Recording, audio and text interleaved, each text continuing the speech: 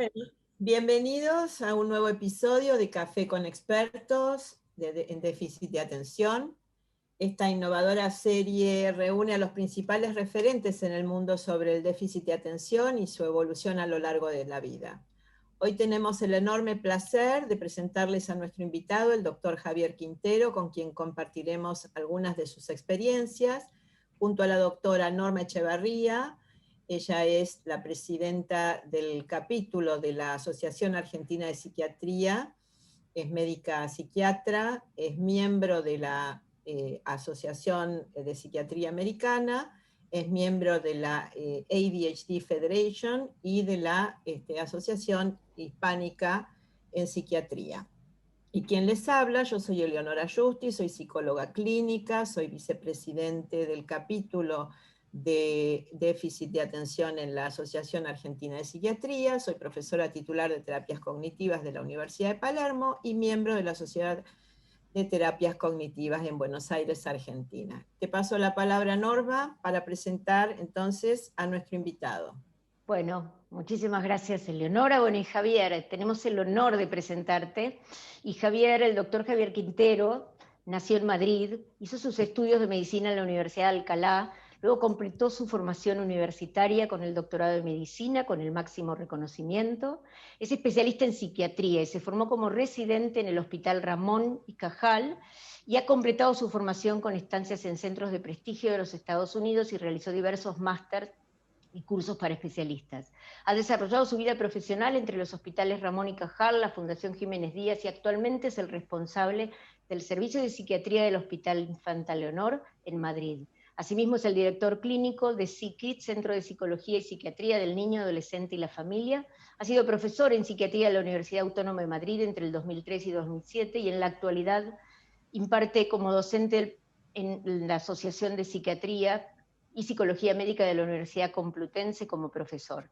Asimismo, es director del Máster en Emergencias en Salud Mental y el curso de experto en TDAH a lo largo de la vida y otros cursos de doctorado. Autor de varios libros, entre los que se destaca Trastorno por déficit de atención a lo largo de la vida, que fue el primer texto en España que abordaba el TDA, no solo en niños y adolescentes, sino también en la adultez, que ya tiene su cuarta edición en marcha.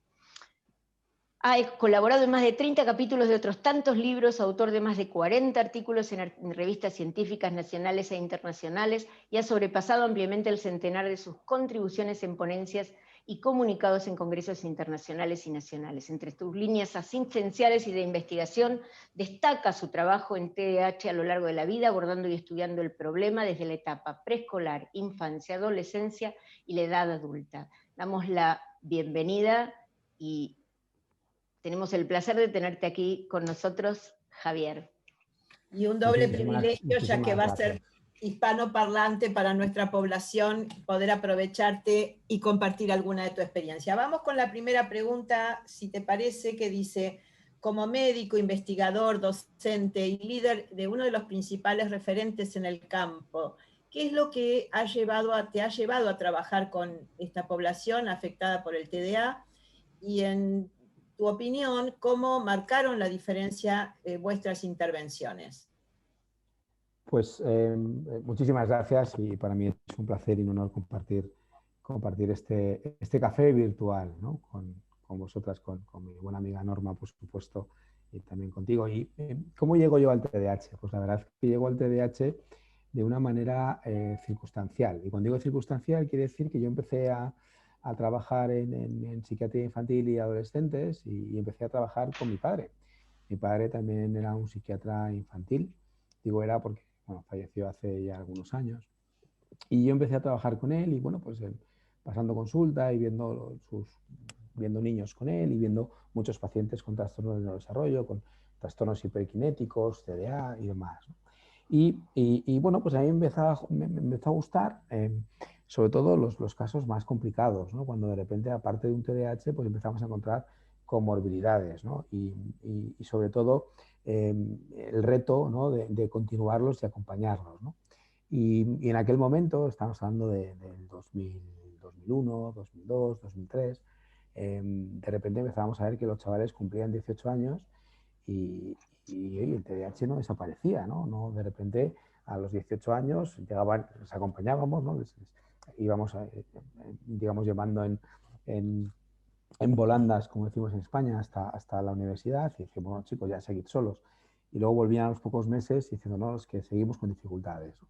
Y ahí empecé a darme cuenta, ¿no? Y a cambiar un poco el paradigma, ¿no? Del TDAH, que en aquel momento, ¿no? Y de la mano de mi padre, aprendiendo de cómo era el niño y el adolescente, con su trastorno por déficit de atención y hiperactividad, a verlo como un trastorno a lo largo de la vida. Y cómo empecé a ver que esto empezaba a cambiar mucho el pronóstico de los chavales. Es decir, que el tener un TDAH en sí mismo, con el tiempo me di cuenta que no era relevante.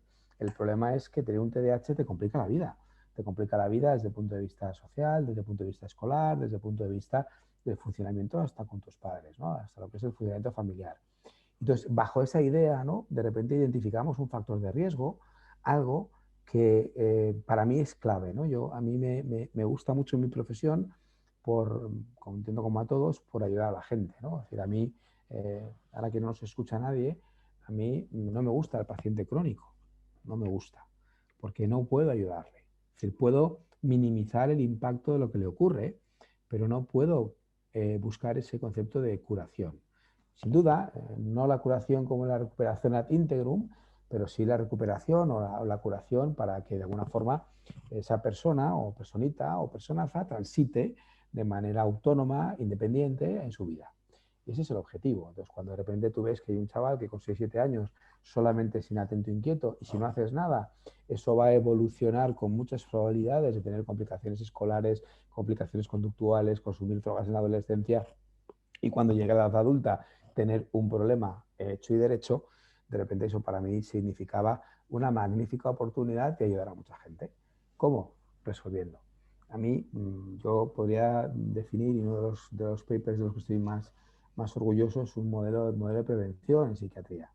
Es decir, no hacemos prevención. O sea, hacemos prevención terciaria, sí, para que la cosa que se ha estropeado pues no se estropee mucho, secundaria muy poco y primaria no se nos ocurre pasar por la cabeza. Pero a mí me encantaría erradicar los trastornos mentales, ser capaces de construir un modelo que nos permitiera entender qué hacemos en las etapas importantes de la vida, y son en la infancia, es en la primera infancia, es en la adolescencia. A mi modo de ver, esos son los momentos de la vida donde nos jugamos el 80% de nuestra salud mental, nos lo jugamos en la infancia, y en la etapa de transición o la adolescencia funcional, que es ahora donde estamos trabajando y dedicándole más interés y más atención en esa etapa que va desde la adolescencia, inicio de la adolescencia, 13, 14 años, hasta que esa persona es adulta de verdad, funcionalmente hablando, de alguna forma, desde el punto de vista neurobiológico, cuando la corteza prefrontal, digamos, ya madura, ¿no? 23, 24, incluso a veces 25 años, ¿no? Es decir, esa década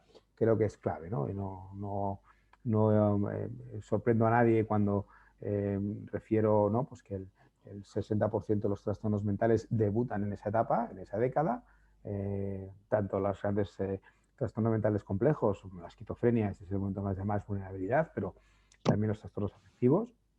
Y por eso a mí el TDAH me empezó a gustar mucho, porque, o me empezó a interesar mucho, ¿no? Porque empezábamos a tener una herramienta para poder hacer esa prevención.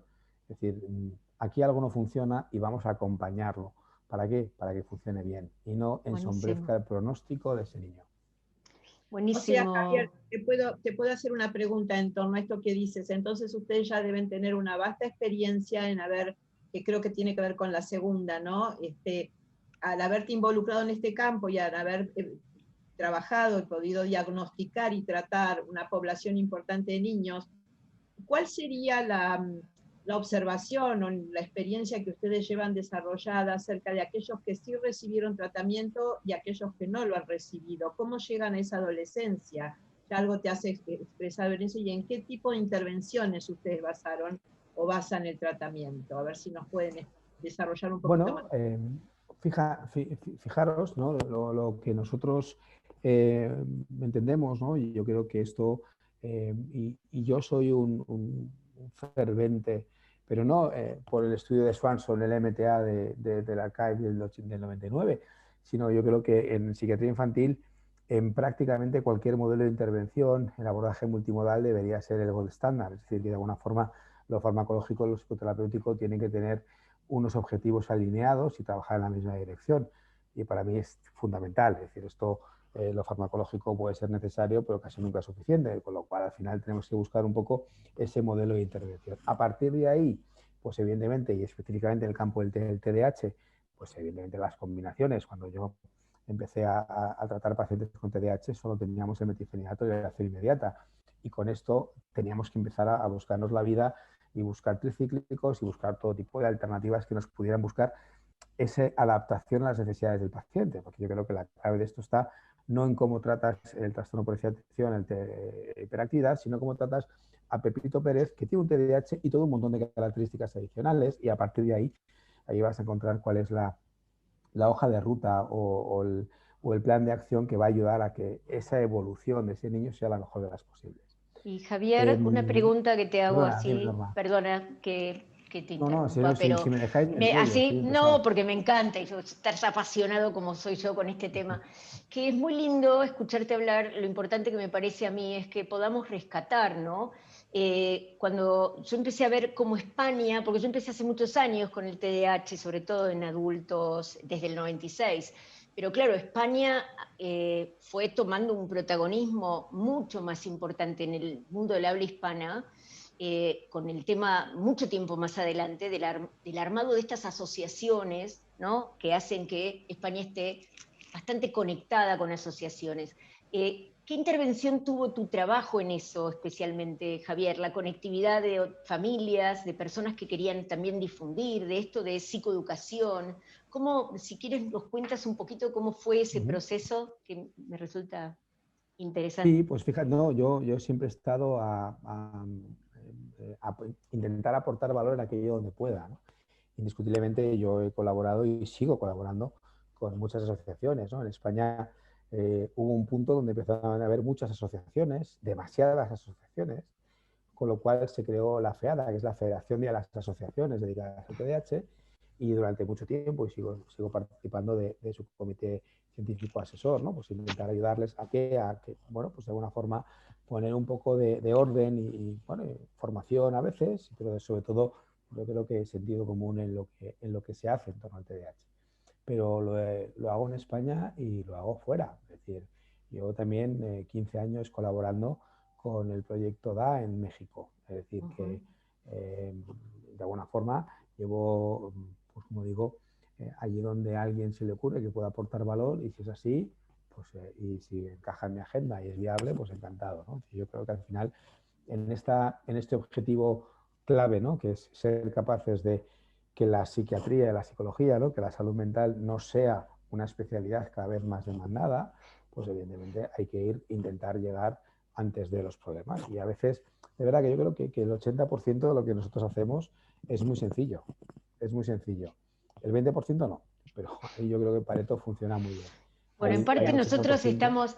estamos buscando que se expande ese 20% que tiene mucho que ver en nuestro caso, en nuestro país y en Sudamérica, porque Latinoamérica es mucho más amplia que Sudamérica, pero me parece que es importante quitar los mitos, tener que ver con mucho del descreimiento, trabajar mucho con profesionales que son de alguna manera de salud, de educación, pero que muchas veces son los que de alguna manera desde la ignorancia, digo yo, transmiten a los padres una mirada negativa acerca de un tratamiento, de un diagnóstico, y eso también empeora la posibilidad de prevención que vos decís. ¿Qué paso del desarrollo por el camino del déficit de atención dirías que se encuentra hoy? ¿Y cómo imagina que será el campo del TDAH de cara al futuro? Bueno, yo creo que hay una parte muy interesante, y es al menos en España y gran parte de Iberoamérica, ¿no? Que yo creo que es mucho más inclusivo que Sudamérica, Latinoamérica, ¿no? El concepto de Iberoamérica es más, mola más, ¿no? Nos incluye Sí, a sí, todos, ¿no? sí, obvio. Creo que nosotros hemos peleado mucho, ¿no? Y lo decía Norma, con todas estas buenismo malentendido, ¿no? Es decir, no, pero esto, no, medicación no, que son pequeños, ¿no? Él ya madurará. Son frases terribles, ¿no? Que han hecho mucho daño, ¿no? Ese falso buenismo, que siempre hay alguien, ¿no? que se le ocurre, ¿no? Cuando, bueno, opinar sin saber es cada vez es más fácil, ¿no? Es cierto que yo creo que todo este debate de la existencia TDAH sí, TDAH no, Todavía hay alguno por ahí que se le ocurre tener ese punto de osadía, no, el TDAH no existe, es un constructo, bueno, es como la depresión, tampoco existe, es otro constructo, es decir, no hay un marcador biológico que nos diga esto está deprimido o no lo está. Bueno, lo mismo ocurre con casi todos o gran parte de nuestros trastornos, ¿no? Pero fijaros que ese debate, ¿no?, nos ha ido llevando, cuando empezábamos a hablar del TDAH en la infancia y adolescencia, a una confrontación y una pelea verbal, por supuesto, ¿no?, a defender de alguna forma, no, mire, es que esto a usted no le duele porque a usted no le pasa, ¿no? Pero estos niños con TDAH tienen sus dificultades y la forma de ayudarles es esta y esta, ¿no? Y entonces este debate, que la ciencia y las evidencias científicas han ido arrasando a toda esa ignorancia falsamente bien intencionada, se lo han llevado al adulto, ¿no? En el sentido de decir, bueno, vale, pues fenomenal, vale, pues ya aceptamos que el TDAH en niños bien, pero en adultos no. ¿Por qué no? Entonces yo creo que estamos ahora en el punto donde la gente tiene que entender que la ciencia y la energía se parecen mucho. Es decir, la energía ni se crea ni se destruye, simplemente se transforma. Pues evidentemente un TDAH con 7 años se expresa de una forma, con 17 se expresa de otra y con 27 se expresa de una diferente, ¿no?, de una forma distinta. Y ese equilibrio yo creo que es algo en el cual yo creo que es el escenario o el debate actual, ¿no? Es cierto que ha habido ahí también ruido, ¿no?, con estas evidencias, estos artículos, ¿no?, estos estudios australianos sobre el adult onset, en el TDAH, ¿no? Que yo lo veo muchas veces más por cuestiones de diagnóstico, que no porque de repente alguien tenga un TDAH que debute a los 30 años, ¿no?, sino muchas veces lo que ha ocurrido es que hemos tenido estrategias complementarias, ¿no?, que han ido compensando las dificultades, y cuando estas estrategias se han roto es cuando ha surgido la dificultad añadida al síntoma, ¿no? Yo tengo algo de mi vida, muchos pacientes que antes de una determinada edad, luego la edad adulta, pues han funcionado bien, pero de repente han pasado cosas en su vida, o una exigencia, o un cambio, o una separación, o algo que ha roto un equilibrio, frágil, pero equilibrio al fin y al cabo, y de repente ha puesto encima de la mesa toda una clínica atencional y de inquietud y de impulsividad, que bien estaba, si la buscas, estaba antes, pero antes no estaba dando problemas, ¿no? Y aquí me sale este punto mío gallego, ¿no? Gallego de Galicia, no solo por ser de España, sino por la parte de Galicia, ¿no?, que es aquellas cosas que funcionan mejor no meneallas, ¿no? Es decir, que yo creo que también eso también a muchos de los niños y adolescentes con esa madre haciendo de corteza prefrontal, ¿no?, que les ha ido llevando, transitando por la adolescencia sin riesgos añadidos y bien ordenados, pues de repente han llegado a los 20 y tantos años, mamá desaparece, no hay esa función ejecutiva auxiliar y empiezan los problemas. ¿Eso quiere decir que ha debutado a los 22 años? No, eso quiere decir que antes de los 22 años había estrategias compensatorias habitualmente en el contexto externo, ¿no? Entonces, yo creo que ese es un poco el debate, ¿no? El debate donde lo tenemos ahora es en el TDAH del adulto. ¿Hacia dónde visualizo que esto puede funcionar? Pues fijaros, a mí me gustaría encontrar un modelo de riesgo que explicara bien qué TDAH va a ir bien y cuál no. Es decir, de alguna forma, esto que te sientas con un niño de 6 años, le miras a los ojos, le haces un test de saliva, un test genético o lo que sea, y de repente dices, bueno, pues con este preocúpate mucho porque tiene todas las características de riesgo para que esto sea un oposicionista, complejo consumo de drogas en la adolescencia, y no importa, el temperamento es fantástico y aunque lo hagamos mal, va a ir bien, que eso también a veces da un poquito de tranquilidad. Eso me gustaría cuando tú dices que fuera una oportunidad, pero todavía como no está, yo aplico mucho a que nosotros trabajemos con el entorno, porque la diferencia entre un niño que le va bien y uno le va mal, más allá de las características genéticas, si tiene más tendencia o trastorno de conducta, si es más oposicionista, cambia mucho el impacto de cómo va a crecer si tenemos un entorno positivo, que sea firme, que sea consistente en cuanto a que cuando tenemos familias con TDA, y eso lo veo yo muchas veces con los padres, ¿no? Es difícil mantener ese rumbo, ser firmes en la educación de un niño y sobre todo con el tema de las emociones, ¿no?, cuando vuelan. Entonces yo digo, tal vez mientras no llega todavía eso, que sería bárbaro que tengamos, podemos trabajar mucho con el entorno. ¿Tú qué piensas? Que que esto del trabajo de Claramente, educar el entorno, ¿no? Que no es un esto niño es, malo, que no es un niño malo, que es un niño que no puede parar, o que es un niño que va a decir que no, pero que puede, de alguna manera, con alguna estrategia conductual a los padres, ayudar en ese crecimiento menos salvajemente, pobrecitos, ¿no? Digo yo. Trabajamos en el entorno mientras tanto. es algo que totalmente de acuerdo. Es decir, cuando yo me planteaba esto, yo no lo veo solo en términos biológicos, ¿no? De hecho, una de las de los estudios que hemos trabajado probablemente uno de los últimos papers lo publicamos el año pasado, era hablar de la inteligencia emocional como variable pronóstica de calidad de vida en TDAH del adulto, ¿no? Y hemos encontrado que con independencia de lo que hagamos, tratemos o no tratemos, el peso de la inteligencia emocional como variable para explicar la calidad de vida en adulto es altísima. Es decir, que hay muchas variables que no pasan por el receptor, el transportador del TAT1 o el del receptor 4 de dopamina. Eso es, evidentemente eso no deja de ser un modelo de vulnerabilidad y es el entorno. Cuando yo decía, y es lo que está intentando explicar, es que algo que me diga, vamos a tomarlo en serio porque va a ir regular. Hablamos de un temperamento y un entorno. Hay temperamentos que van a soportar y van a evolucionar bien, aunque el entorno sea un desastre. Hay temperamentos que nos lo tenemos que tomar muy en serio porque hacemos un entorno formidable o va a ser un desastre. Es decir, que esa es un poco la ecuación a la que yo me refería. Y eso no lo sabemos, porque hoy por hoy podemos tener ese punto intuitivo de haber visto muchos niños y que de alguna forma digan, no, pues este tiene pinta de que va a ir bien, ¿no? Aunque mamá y papá sea un desastre, vamos a ver, vamos a poner un poco de atención, pero tampoco nos vamos a... No, este chaval o a mamá y a papá les ponemos y les hacemos un máster en gestión emocional de los niños con TDAH, o este chaval se nos va. Entonces, ese es el punto que yo decía, ¿no? Es decir, cómo somos capaces de meter un modelo real de riesgo, ¿no? Y eso lo estudiamos siempre de riesgos de dos, ¿no? Pues el inicio del tratamiento y el consumo de drogas, la inteligencia emocional y la calidad de vida en el adulto.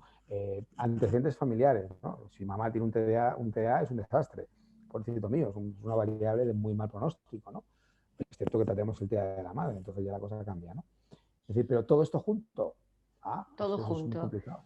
Tal vez el tema... Sí, perdón, Javier, podríamos decir que, a ver, esa vulnerabilidad latente podría estar como factor de predicción ambiental, podría estar modificada por esa familia o ese entorno, no solo familiar, sino el contexto más allá de la genética o los aspectos neurobiológicos y temperamentales, fundamental ese entorno, ese contexto. Por eso nos gusta pensar en el TDAH en contexto, ¿no? En ese background, como lo llama Barkley, predictores de segundo orden, ¿no? Más allá de que uno pueda intervenir en forma más temprana, va a tener una consecuencia más positiva o negativa en la evolución de la salud mental de ese paciente. Sería cómo interaccionar estos dos aspectos. Bueno, dos o más, porque de alguna forma indiscutiblemente está la vulnerabilidad genética, que duda cabe, que eso va a condicionar un esqueleto biológico de la personalidad, que es el temperamento, maravilloso. Pero a partir de ahí va a cambiar muchos factores. ¿Qué otras estrategias tiene ese niño para compensarse? ¿Cómo van a funcionar sus padres? ¿Cómo va a ser el medio social? Es decir, no es lo mismo que ese niño desde pequeñito en su entorno, en su grupo de iguales, ¿no? Pues haya 5 o 6 más trastos que él, que le vayan llevando siempre un paso más al límite, que tenga un grupito de amigos que al revés, que le están sirviendo un poco de contención y de freno. No es lo mismo que tenga un cole que le sea capaz de acompañar con las adaptaciones metodológicas para que su curva de aprendizaje sea correcta, que un colegio que le da igual y que no le sigue, que le pierde y que al final pues tenemos un chaval con una dinámica escolar y con un rendimiento escolar pues progresivamente malo, ¿no? Es decir, que hay muchos más factores, sí, muchos, claro, no solamente dos. Es decir, que la escuela es muy importante. Has mencionado la escuela es fundamental. El ambiente y los aspectos temperamentales de la biología. Una cosa más, en España está muy desarrollado últimamente, no es nuevo, todas las teorías del apego y todos los desarrollos de Bowlby en relación a la crianza, el apego seguro. ¿Tienes alguna opinión al respecto en relación a la población con TDAH en la infancia? Claro, aquí la cuestión es que es causa o efecto. Es decir, es que mamá no controla al niño o es que el niño no es controlable, ¿no? Es decir, que al final en ese sentido, a mí me parece que las visiones fijaros, ¿no? Hace un momento estábamos hablando de ser capaces de ampliar mucho el horizonte e incluir muchos factores, ¿no? Y hay gente que de repente que lo fía todo en el vínculo con la madre. Hombre, si hemos hablado hace 30 minutos, 30 segundos, de lo importante que es meter encima de la ecuación muchas variables escolares, familiares, biológicas, sociales. De repente nos vamos a fiarlo todo el vínculo con su madre, que por supuesto es importante, Es muy importante. pero es un factor más. Pero es un factor más. Es decir, no es el factor o el único factor. Bueno, pero podríamos pensar que también estamos tratando de difundir y usar esto que la pandemia nos dejó, la conectividad de todos y la posibilidad de hacer estas pequeñas charlas, ¿no? Así tratamos de difundir, ya que sabemos que muchos de estos niños, padres, pasan mucho tiempo frente a las computadoras, a los teléfonos. Es nuestra idea que podamos hablar del TDAH como realmente una condición de la que hay que ocuparse, porque la prevención cambia radicalmente el destino de estos niños. ¿Sí? Totalmente, totalmente. Es decir, bueno. Y una de las cosas, fijaros, una de las cosas buenas que ha tenido la pandemia es que muchos de mis pacientes, a uno de sus progenitores, pues veía que, bueno, pues que tampoco era para tanto. Ahora, después de haber estado en España, hemos estado 100 días confinados, metidos en casa, ¿no? Bueno, yo, por razones lógicas, yo no he estado confinado, estaba yendo al hospital todos los días, pero bueno, es algo... los profesionales sanitarios, el resto de la población ha estado confinado en casa y de repente era como, joder, doctor Quintero, ¿qué razón tenía? Efectivamente, le quité la medicación al niño una semana y Dios, se la vuelve a poner porque no había forma humana de parar en casa, ¿no? Es decir, que de alguna forma ese papá más o menos ausente o esa mamá más o menos distante, ¿no? Que no terminaba de entender las necesidades reales, porque al final el problema se lo contaban en el colegio, porque el niño se iba al colegio, luego por la tarde pues tampoco, y de repente sí que han ganado en esa observación y en esa conciencia real de las dificultades asociadas al TDAH, ¿no? Bueno, Javier, no excelentísimo. No todo es negativo. Y última frase, última palabra, ¿qué nos dirías con respecto al mensaje que queremos emitir con respecto a esto, ¿no? Lo importante que es. Me encanta lo que hiciste con la elección del TDA, porque yo trabajaba en trastornos de ansiedad porque me pasaba algo parecido al principio de mi carrera. Después, bueno, me crucé con mi propio TDA. Pero ¿qué dirías? ¿Qué mensaje nos compartirías desde tu experiencia, desde España? Hombre, a mí probablemente a lo mejor la única opción que no es opción es no hacer nada. Es decir, cuando vemos un niño que empieza a no ir bien y que tiene, pues bueno, síntomas atencionales, pero que a lo mejor no hay una disfunción muy clara y empezamos a ver que las cosas no van del todo bien, pues tendremos que intentar entender qué está pasando, ¿no? Y el mayor riesgo del TDA es no hacer nada. Es decir, cuando no hacemos nada es cuando este desarrollo se va complicando, ¿no? Y se va haciendo cada día más complejo y vamos aumentando el riesgo. Riesgo, que no certeza, de dificultades escolares, dificultades sociales, dificultades emocionales, dificultades conductuales, y esa bola de nieve cada vez se va haciendo más grande y cuando la queremos parar, esto es un desastre, ¿no? Y es que eso hubo un momento que solo era un niño inatento, una niña inquieta o un más o menos impulsivo y no hicimos nada. Ese es el problema. Yo creo que es básicamente creo que nos quedamos, Eleonora, con esta frase espectacular, que el peor riesgo es no hacer nada. Así que bueno, porque estamos queriendo hacer algo, estamos aquí. Así que muchísimas gracias, Javier, porque has sido tan generoso en ubicar ese tiempo para nosotros, sabiendo todo tu trabajo. Así que nada, nos vamos a despedir en nombre del capítulo de la Asociación de Déficit de Atención de TDAH. ¿Sí? Ha sido un placer. Muchísimas gracias por tu aporte y tu transmisión de experiencia. Gracias. Muchas gracias. El placer ha sido mío. Muy buenas tardes. Tardes para vosotras, noches para mí.